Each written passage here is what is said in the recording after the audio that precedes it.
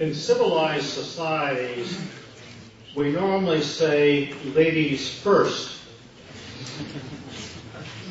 But, you know, that's a highly sexist way to view this.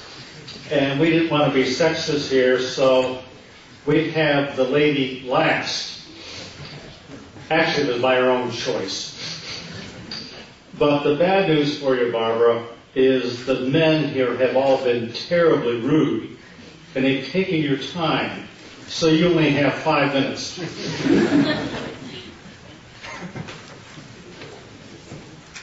It's Dr. Barbara Kolm, I should point out. She is the one who's put all these things together, and our great leader from the Hayek Institute in Vienna. Barbara. Well, thank you very much, Richard. Thanks for, being so, stealing my time, put it this way. But the good news is I've been out of politics for too long now, so I can quite easily put the things together in a very short time and bring my message across the podium. So I just wanted to start out with, you all know the story of an ancient Roman emperor who had to decide which of the two singers sing best. When he heard the performance of the first one, he simply said, "Stop it, I can't hear it, I don't want any more." And the second singer didn't even have to perform. If he had known that the second was even worse, the other one would have won immediately, but he gave the prize to the first one. This is what we now face with capitalism and market economics, and on the other hand, Keynesianism. Keynesianism never had to really, or Marxism never had to perform in the past years here. We all know the story that it had failed, and we all know the reasons why it failed. But now people come up again and tell us, look, this would be a perfect alternative. We have to be careful because it's not a perfect alternative. It's a disaster and it will destroy economic growth and well-being. And let me tell you why I start out with this. Schumpeter actually quoted that the heart of the capitalist process is its endless dynamism, which is the opposite of Keynesian statism. And we all know without dynamism, without growth, we will be destroyed, and there is no well-being in the world. So I want to go back to the moral grounds now and come back to the consequences of this crisis. We had a financial crisis, we now have an economic crisis, but actually we have a crisis of governance. We have politicians who do not make the wise decisions. Look at what happened at the G20 meeting. And I will later come to the consequences of this, if Richard Ron allows me to speak that long. But what we have to believe in is not only in Schumpeter's creative destruction and the future of how we can create economic growth again. And the crisis is not something as a bad thing per se. We all have, and this is now what with regards to this session's topic, the future of the financial industry. I'm more than positive that those economists here in the institute, of both institutes and many other banks, will create good products, new products that will help create more growth and well-being for this, not only for their sector, but only for the society as all. I would like to put the question to you and set in your minds on the perfection of life. There is no such thing as perfection. We do not have perfect cars. We do not have perfect laptops. We don't have perfect cellulose. We change them every half year or a year or so. So why should there be a perfect banking system? But why do we have politicians who now consider that they have the perfect solutions in an imperfect world?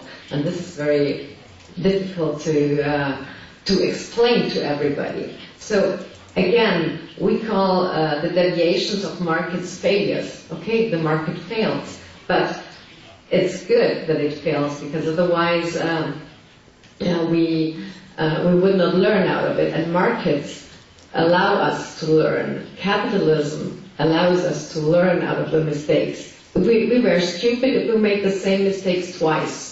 And allow me this from a long distance. The American government is now making exactly the same mistakes they did in the 30s and in the 40s. They will face tremendous unemployment, so will the European nations, if they put those policies of bailing out and of stimulus policies into practice. And we now have the first consequences already.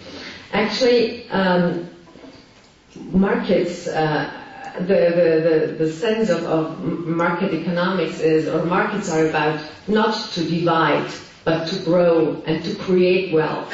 And this is the thing that we now face with politicians. They think in terms of redistribution, but you don't share on a market, you create more wealth. And this is what is at stake. And I'd like to just take two things out of the current G20 problems. It's the financial transaction tax that they are being discussing, and we all know that this measure will be a serious problem for the entire not only banking industry, but for the entire finance industry.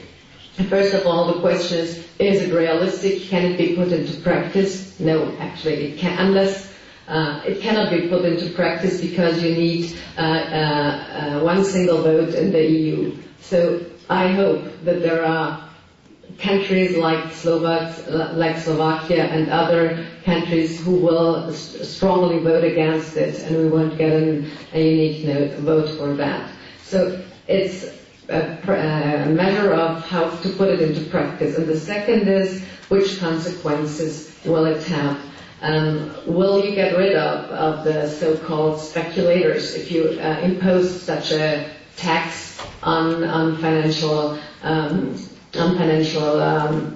transactions? No, you won't. The one who will be punished is actually the customer in the end. And it's the same thing. Here you punish the customer, and if governments impose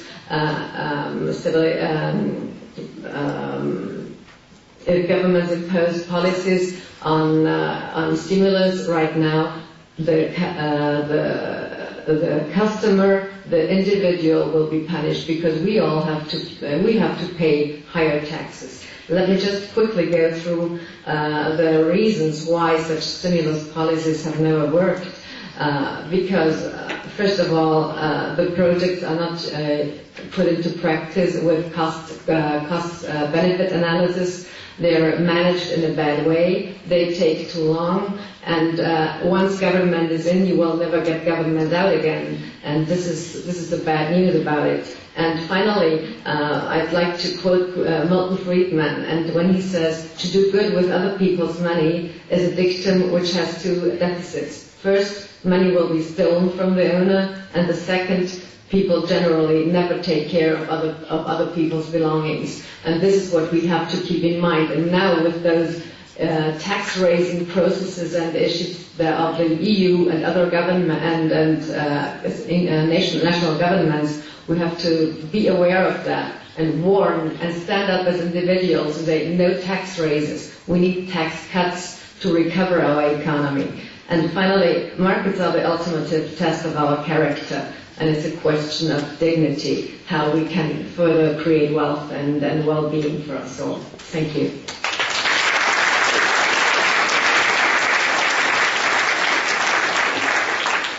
Thank you, Barbara.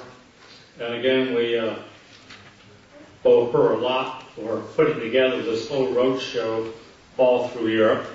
And she is the Energizer Bunny, and it's amazing, things she does over the years I've worked with her.